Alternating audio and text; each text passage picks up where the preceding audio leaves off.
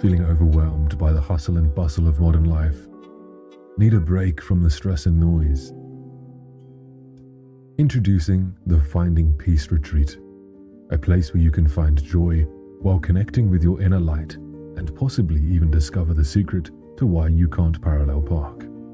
Imagine a serene oasis where you can unplug, unwind, and connect with nature. A place where you can finally get a reprieve you only dreamed about, especially from those pesky mimes, clowns, and monkeys. Join us for 5 days of self-discovery, connection, and rejuvenation. Engage in powerful experiential training and guided meditation. Forge lifelong friendships with like-minded journeys on the path of life. You may even discover you aren't the only one who cries every time you watch The Wizard of Oz. Here is what one past participant said about their experience. I had several events in my life where people passed away that were really close to me, and I didn't know how to cope with that loss. I also had a chronic illness that I had a lot of pain from, and a lot of traumatic surgeries. I didn't know how to deal with that. I had a lot of mistreatment from others that caused me to feel like I wasn't enough. I had a lot of wounds in my life that I didn't know how to get over. I felt nervous at first going. I was afraid people were going to judge me for the way that I was and for my past. But because of the activities that we did and the building upon each other, the way that they built up on each other, it helped me learn how to trust people and see that they were really loving and they just wanted to help. My biggest takeaway from the experience was that I didn't need to feel shame for the things that I had in my past, and that I could turn to others in my struggles. I felt like I had the tools that would help me when I was in bad places to overcome my everyday struggles. And I learned that I could turn to my friends each day and become better. I could overcome what I had going on in my life at the time. Don't let the chaos of the world hold you back. Rediscover your purpose, live authentically, and unleash your full potential. Reserve your spot at the Finding Peace Retreat before it sells out. Take your first step on a transformational journey by going to findingpeaceretreat.com today. We have all had painful events in our lives that can lead to depression, anxiety, addiction, or broken relationships. But here's a secret.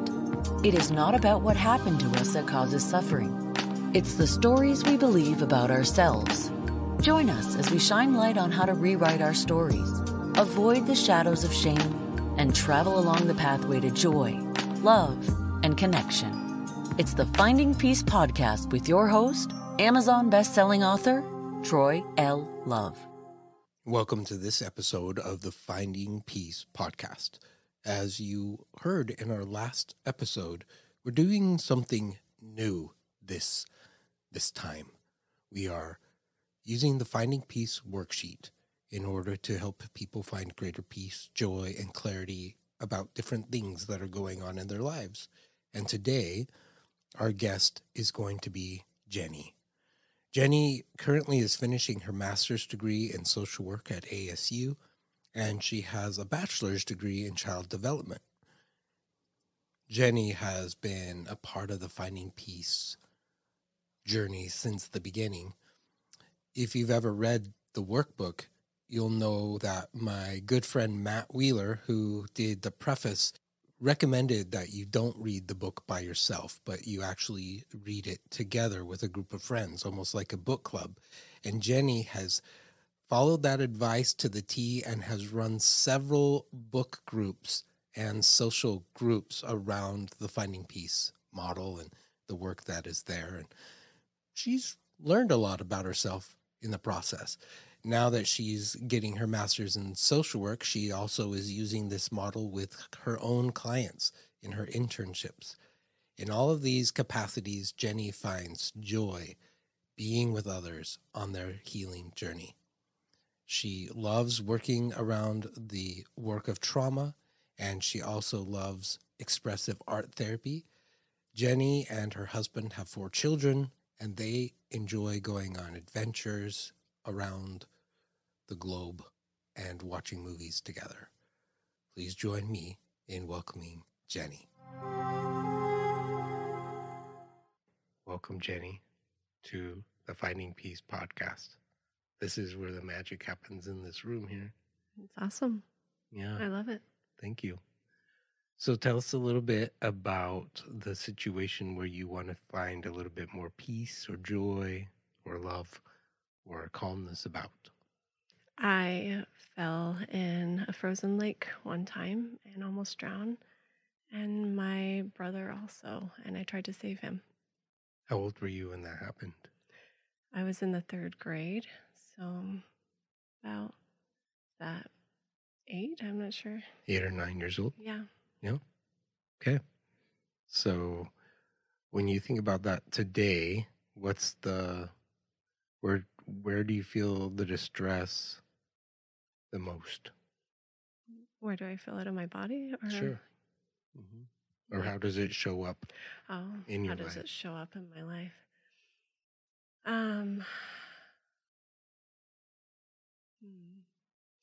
Saving other people and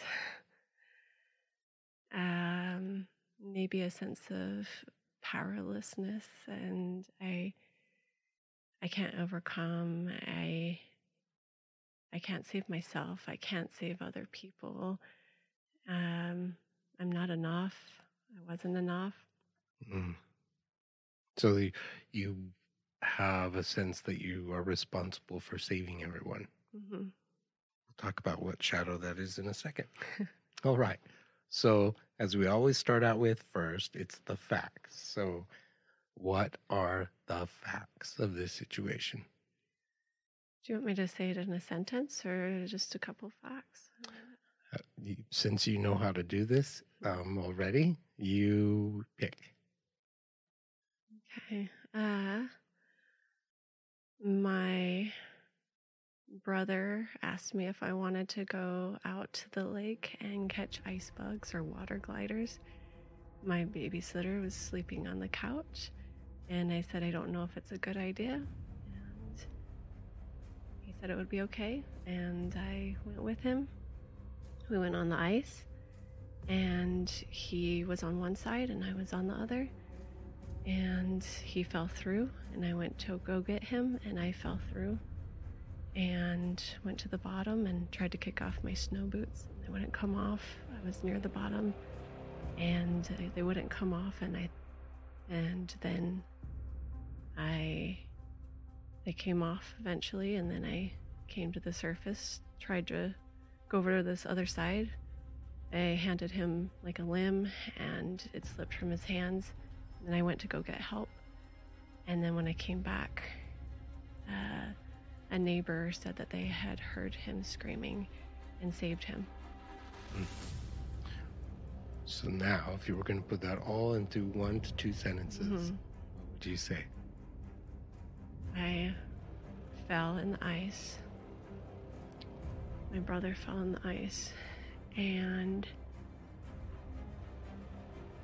I swam to the surface and tried to pull him out, and somebody else rescued him. All right. Would it be okay to say, and I almost died? And I almost died, yes. Okay. So as you think about that experience, what attachment wounds did that either create or open up? Powerlessness really stands out to me. I am powerless to save myself. I was barely able to. So that's a core belief. What's the wound? What's the wound? Oh, the wound. Thank you. Mm-hmm. The wound, loss, for sure. And I don't know if rejection definitely comes up for me. Rejection from whom?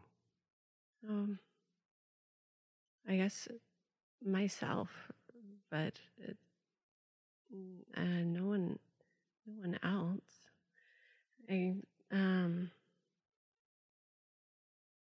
I don't know if there's a betrayal one that kind of comes up.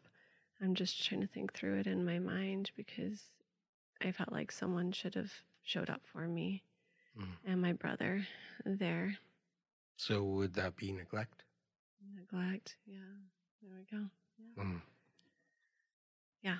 So we have a neglect wound and a potential loss wound. All right. So then when those two wounds get hit for you today, what do you believe about yourself as a result? What are those core beliefs? Neglect. Well, nobody's going to show up for me. Got to do everything myself. I'm responsible. Nobody's going to save me or anybody else. Might as well do it. I got to do everything. So, and loss. Oh, I have to save me and I have to save everybody else. And I don't know, loss. I'm not, like things aren't going to be the same as they once were a little bit there. So I'm responsible for making sure that we don't lose things. Things are going to be better. Do whatever I have to do to make that possible. So I have to make sure everyone else is taken care of. Yeah. Okay. Where do those core beliefs show up in your life today?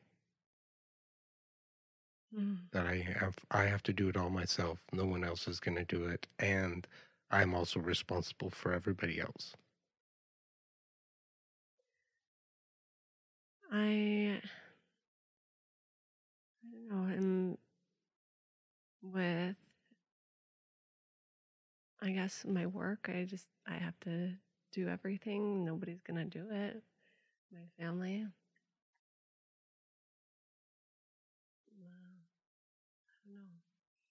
I have a fear that I'm not going to show up for my family the way that I want to, and that gets pretty intense.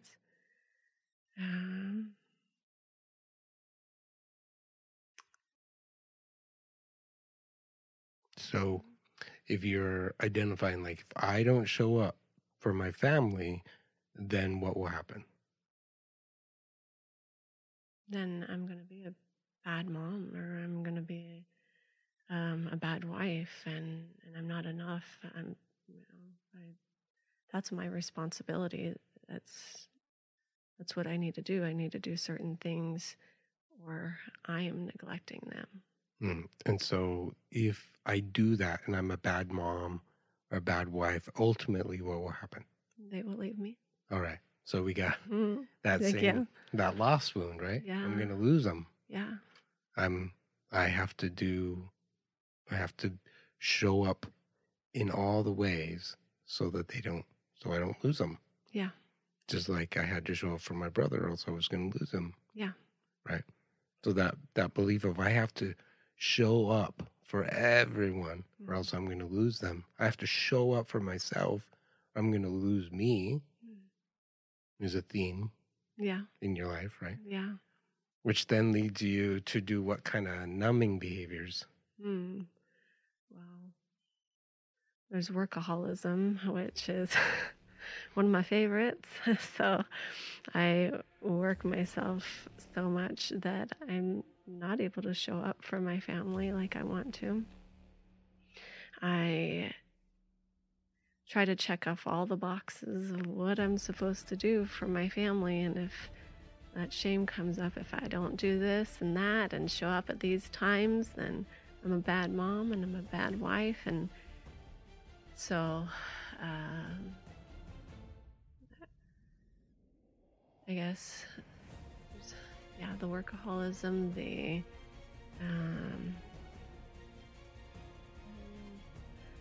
that's a pretty big one. Yeah. Workaholism. You put a lot of time in right now. You're going to school, right? So how does that show up in school too? Oh, I work hard to make sure that everything is perfect. It's got to be, because I can't fail, because I have to show up for me and show up for other people, or I'm not enough. So really at the core of this is I am not enough. Mm-hmm. And if I'm not enough, I'm going to lose people. Mm-hmm. That's at the core. Yeah. Right?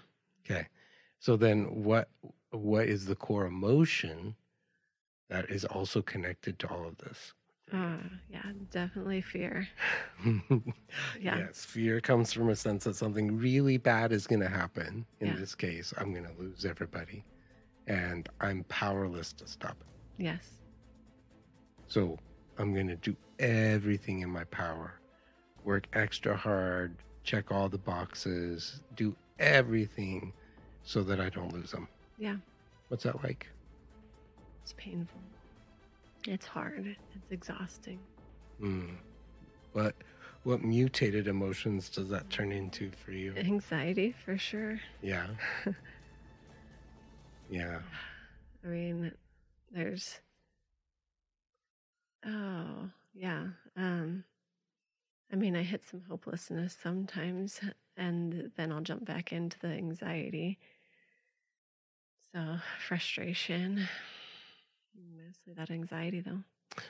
So you live with a lot of anxiety Yeah. most of the time. Yeah. Can you imagine what your life would be like if you didn't? Sometimes I have to do meditation kind of things, imagining what my true self would be like. What do you imagine it would be like? Free.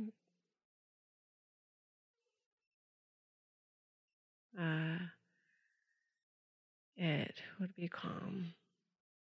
It would be filled with more light and love. I would be more connected with my loved ones. All right. So you mentioned shame a little while ago.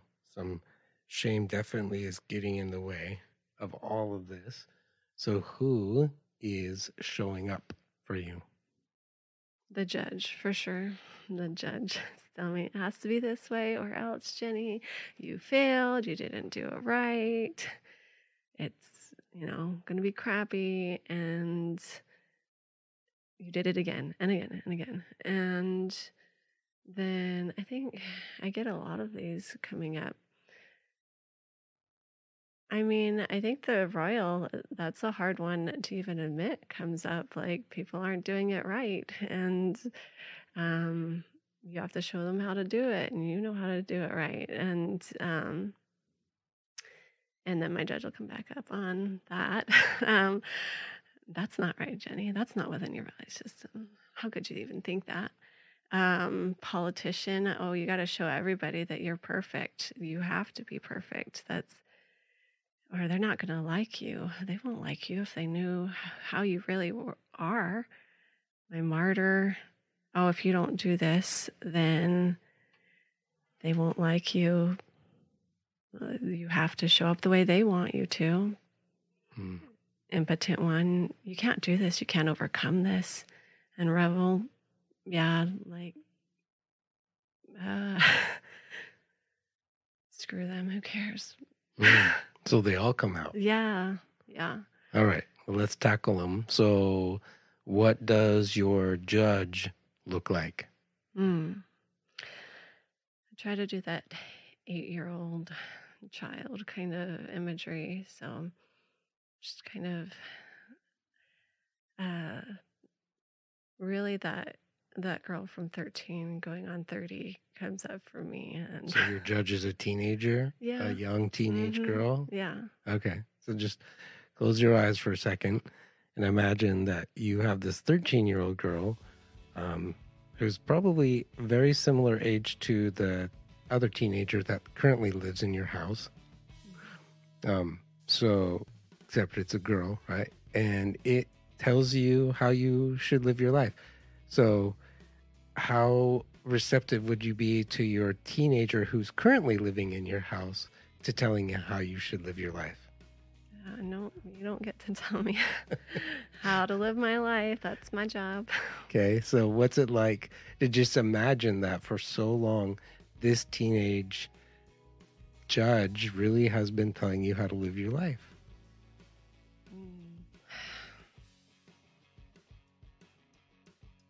Oh, it's, I don't know. Torturing is the word that comes to mind. Dang it. Yeah. This sucks. Yeah. Okay. All right. So we'll move the judge somewhere. Where in the room do you want the judge to be right now? Just over there. Way over there. Way over there in the corner. Stand in the corner. Yeah. Okay. Now the royal, if you take a moment and just imagine what the royal looks like, sounds like, what does it look like and sound like for you? The royal is really like the Ice Queen on from Narnia for me. Yeah. Okay. Very manipulative. Yeah. All right. So the Ice Queen from Narnia, right? And Queen Judith. She says what to you? Oh, you know better. Like, you know better than other people. Like, they don't know what's going on. Like, and you're fine. Like, just the way you are. Like, don't let people tell you how you need to be. Just perfect. We're good. It actually feels really nice to hear that sometimes, I would imagine. Yeah. Denial. All right. So where would she be? Oh. Right here. Standing right next to you, like breathing down your neck. Yeah. Okay. Did you mention the politician? I did. Okay, so what does your politician look like? Trying to remember from it's like the good witch from Wicked. Oh, Glenda? Okay. She's all fluffy and pretty. Yeah. Perfect. Oh. And so she tells you what? Oh, let's be like this and everybody's gonna like you. It's like if you dress up, look nice, look pretty, do everything perfect, everybody's gonna love you. And then you're gonna be popular. Yeah. Right? Okay. So where is she? Oh, well, my royal was right here. Does my royal get to move? Because she's kind of like leaning in here. They stand right next to you. They're both like invading your space. They're just standing like on your right side. Right here, oh, she's kneeling. Like begging, looking up at you, like, please. Yeah. Martyr? Oh, my martyr. What she looks like is kind of in like those 90s jumpsuit kind of things. I don't even know. Like kind of velvety. The jazzer? Okay. Oh. Yeah, like the velvety ones. Like Britney Spears kind of used to wear with the ponytail up and kind of like a purse. And got it. I'm going to sit on the couch. We're good. Like, oh, no, that's the impotent one. Oh, no, that's the impotent that's one. my impotent one. The martyr is from... let's see, more from, I'm trying to think, like a woman that looks like she's from the 50s, and she's got like that apron on and the perfect dress. And from Leave It to Beaver? The mom from Leave It to Beaver? Yeah, I'm trying to think of the movie, the one with Oprah Winfrey, and I'm trying to think of, and Reese Witherspoon. I think, I can't remember what the movie is called, but anyway, they have these moms that kind of come out in the perfect outfits, and they're kind of, just their high heels on, and we're all going to do the same thing, and we're going to be perfect, and it's going to like work out. So got it. All right. And so what does she say to you? You have to do these things for other people, or they're not going to like you. They're not going to show up. They're going to leave you. So you got to do it the way they want. It's your responsibility to make everyone happy. Yeah. Clean up everything. Make it look perfect. And she goes with the politician nicely. Yeah, they hold hands, right? Yeah. So where's the martyr? The martyr. Yeah, probably just kind of right here. Okay, so on your left-hand side, about 2 feet away? Yeah. Okay. And then the impotent one? It's probably right over here. Yeah, I'm sitting in that chair over there in the corner. We got a massage chair sitting in the corner. She's just, yeah. And what should she tell you? Sitting on the couch. Oh, crap, this isn't going to work. This is just give up. You can't do this. You're always going to be this way. You're never going to overcome this. Like, why do you even try? Just live in it. Like, you're just going to be like this. And then where's the rebel? Right behind my left shoulder, I guess. Like right there, a couple feet back. What does it look like? Trying to think of like there's a character from The Flash, and she kind of just has her outfit kind of zipped down a little bit, and she's got some like jean skirt or leather skirt on, a little bit too short probably.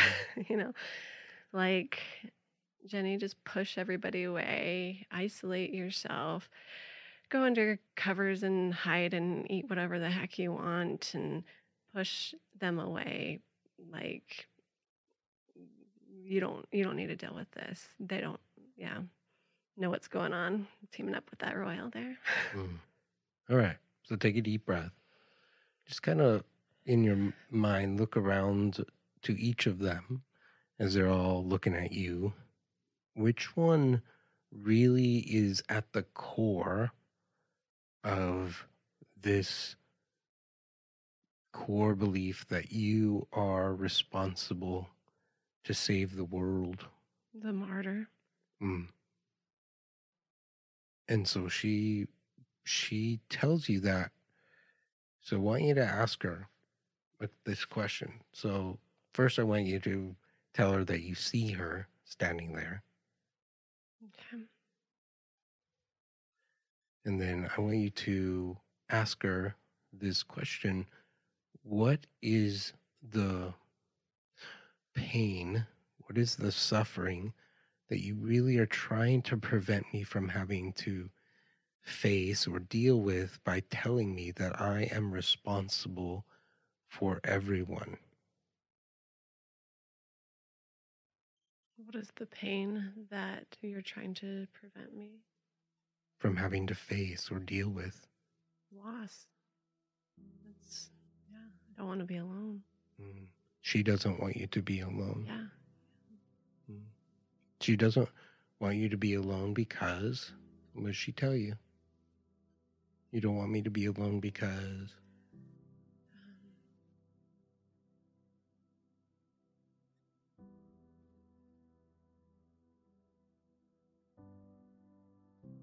It just would be horrible to be alone, to not have anybody, to lose my family and friends, and it would just be devastating to not have you. You wouldn't be able to handle it. Has there ever been a time when you were really alone? Yeah. When? As a teenager. Like when I was like 16. Yeah. So she never wants you to feel that way again? No. So the way she's telling you to do that is by saving the world, being the hero for everybody. So when you hear her saying, Jenny, the way that you prevent yourself from ever feeling like you did when you were a teenager is by sacrificing yourself, throwing yourself under the bus, making sure everybody else's needs are met, being perfect in every way. That is the way that you will then prevent yourself from ever being alone again. What comes up? A sense of loneliness. Mm. Because I know that's not. I'm losing people by doing what she's saying. Oh, so it's having the opposite effect. So when you are trying to like do everything for everybody, you actually are losing people. Yeah. Who are you losing? My family and my friends. Mm. So it's not working? No. Is there actually a guarantee in this world that you get to keep everybody? No. Unfortunately, right? Right. People die. Yeah. People move away. It's part of the loss wound itself, right? Yeah. It just stinks, but it's truth. So she's not telling the truth in multiple ways. Number one, people will leave, people will die, people will go. So there really isn't anything you can do to prevent that. No. And second, by you trying to be everything to everybody, you're actually losing yourself. Yes. So what happens when you hear that? You connect with that.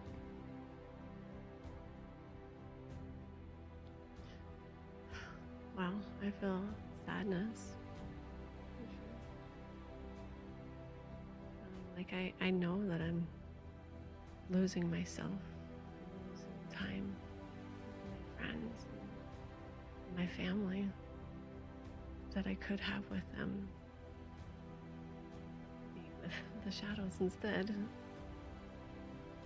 And I just feel really sad because I am losing those things and I can see that. So is there something you want to do about that? Yes.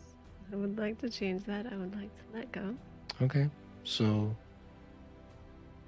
first, I want you to tell her thank you for doing her best to try and prevent you from feeling more loss in your life.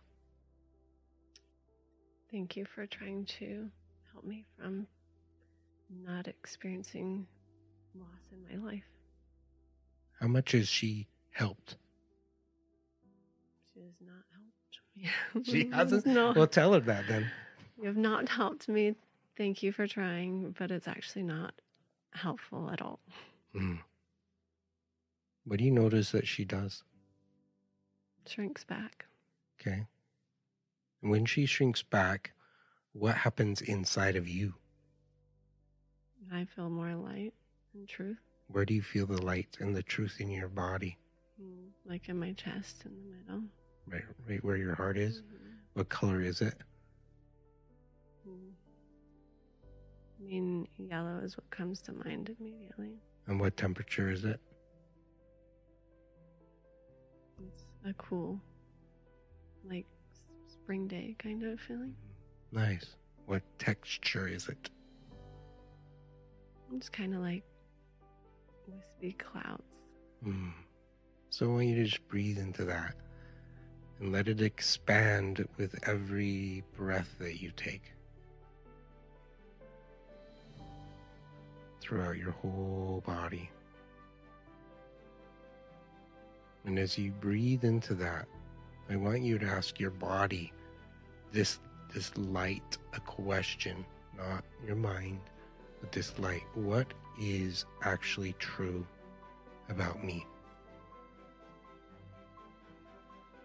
I am enough. The way I show up. Even if I get a B? Even if the dishes are dirty? Yes. So say it again. Even if I get a B. No, the first part. That part, I am enough. I am enough. I am enough. Okay. Breathe into that.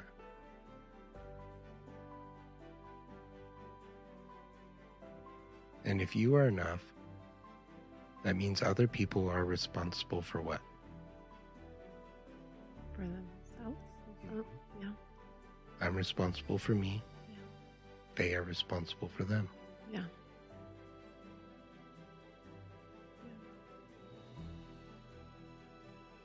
So I know you have a religious background. So I'll speak to your faith. There was somebody else that took upon him people's weakness, Yes. people's struggles. Yes. So that's not your job. Somebody already took that job. Yeah.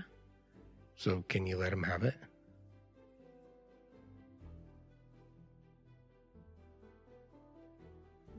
Yeah. What's your job? To take care of me. Even, yes, that's a responsibility, but what's your job? To just let go, try my best. No. No? No. That's what your judge tells you. Oh, okay. What's his number one commandment? To love myself. To love. Yeah. That's your job. Yeah. To love. To love. To love your higher power, Mm-hmm. to love your fellow men, and to love you. That's your job. Not to save them, to love them. Yeah. What comes up?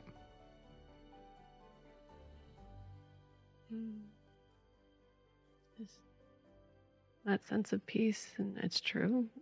And I do love other people, and I want to show them that. Mm-hmm. And I want to love myself and show up for myself. So can you breathe into that? And let that just keep expanding with the light inside of you. And we have the judge over there, a teenager, who's saying, yeah, but you got to do it perfectly. You got to love perfectly. You got to show up perfectly. Can't make any mistakes. As she's saying that over there, and you're connecting with this light, what's happening? And she's moving away kind of quickly because I'm saying it's not true. And the ice queen over here is telling you that, why can't people just notice how many things you do for them? And why can't people notice that you know what you're talking about? And they should just recognize how amazing of a hero you are. No, that's not what it's about. So what is she doing? She's just kind of walking away now, like moving back, because I'm not letting it in. And then we got Glenda here, who's saying, but, you got to just show up so you can be popular, so that people will love you and just vote for you and think you're so special.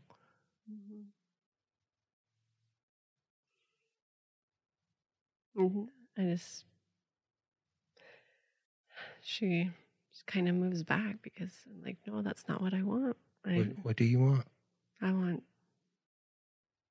to love people and be seen. I want people to really see me. You want to be seen? Yeah. As what? The doer? The busy lady? No. Me? Just you? Yeah. People do see you. Thanks. All right. So we got the impotent one sitting over there on the couch, saying, well, probably not going to get it right. Probably not going to hold on to this for very long. And then you'll forget it and it'll just be whatever. Just give up right now. No.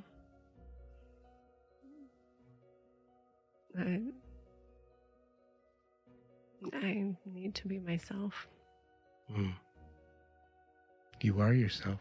Yes, I am. What are you feeling? Just love. So breathe that in. Keep breathing that in. Where do you feel that the most in your body? More in my eyes. So your truth is?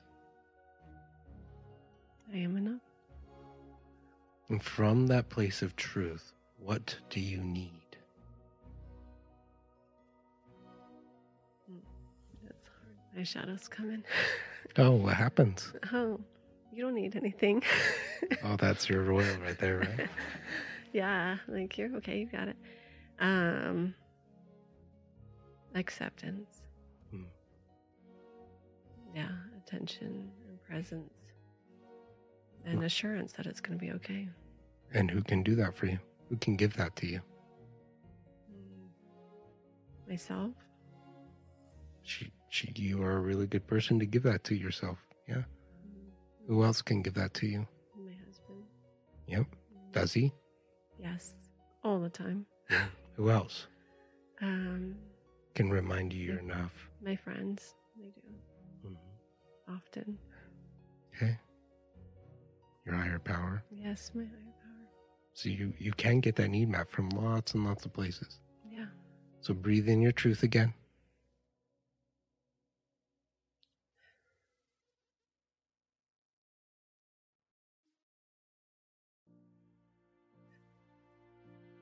Did you notice your body just did something? What'd your body do? Kind of just dropped a little bit. Let go. Okay. So from that place of affirmation and truth, what are your choices? To reach out to my husband, to my friends, to speak to my higher power, which is Christ, and I do inner child work and just talking to myself and ask them all for that assurance and acceptance that I'm enough and to be present with me. What would it be like to say no? To say no? For someone to say no to For me? you to say no to somebody. Oh, that's hard, but Yes. but Especially yeah. when the martyr's saying you shouldn't say no. You have Yeah. to say yes, right? Yes, it would be freeing though. So you have a lot of stuff happening over the next couple of months. You have finishing up a master's degree. Yeah. Lots of responsibilities. So what's one thing you could say no to? I'm not saying you have to, but just what's one thing you could say no to? I've said no to a lot of things lately, so Wow. Okay, so think about you saying no and connecting it with that light inside. That reassurance that it's going to be okay, even if you said no. You are enough, even though you said no. Yes. Yep. I can think of something. What happens? Oh, my body relaxes more and like, it's okay. I can let go.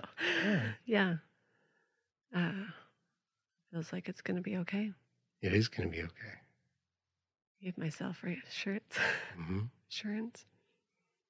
Wow. Well done. Thank you. So proud of you. Thank you. Thanks for your help. You're welcome. Thank you for being on the podcast today. I'm sure that your story has resonated with a lot of people and touched a lot of people's lives. So thank you. You've been listening to the Finding Peace podcast. If you love the show or want to ask a question, let us know by going to findingpeaceconsulting.com. There, you can also learn about the Finding Peace 5-Day Challenge. Remember to subscribe to this podcast so you won't miss the next episode. And if you are listening on iTunes, please give us a 5-star rating. It really does help other people find this podcast more easily. Thank you for spending part of your journey with us. And a special thanks to Johnny Porter for producing the show, and A.G. Flux for the new background music. Copyright Finding Peace Consulting.